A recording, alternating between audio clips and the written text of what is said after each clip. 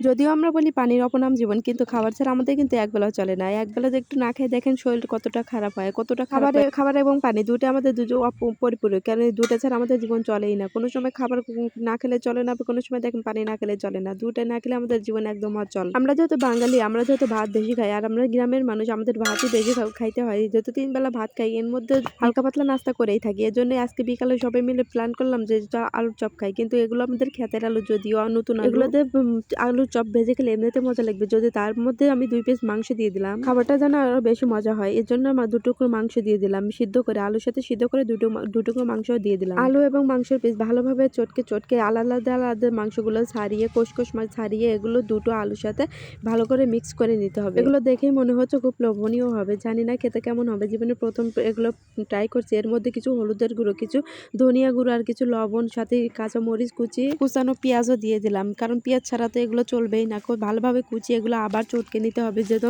ভালোভাবে এগুলো মিশে যায়। তারপরে এগুলো ভালোভাবে মিশিয়ে একটা করে হাত দিয়ে চপ আকৃতি করে নিতে হবে। কড়াইয়ের মধ্যে তেল দিয়ে কিছুক্ষণ পরিমাণ তেল গরম করে এর মধ্যে একে একে চপগুলো দিয়ে দিতে হবে। দেখতে হবে ভালোভাবে উল্টে পাল্টে ভাজতে হবে, যেন বেশি পুড়ে না যায়। থেকে সবাই বলছিল যে এগুলো খেতে কি পরিমাণে মজা হবে, আসলে খেতে খুব মজা হবে, দেখতে সেই লোভনীয়। দেখেন ভাজা শেষ, এদিকে প্রায় সবার খাওয়া প্রায় শেষ হয়ে যাচ্ছে। শেষমেশ দেখা যাবে আমিও পাবো না, এর জন্য শেষমেশ আমার জন্য এই 2টা রাখা হয়েছিল। এগুলো আমি খেলে, বাহ কি মজা খেতে।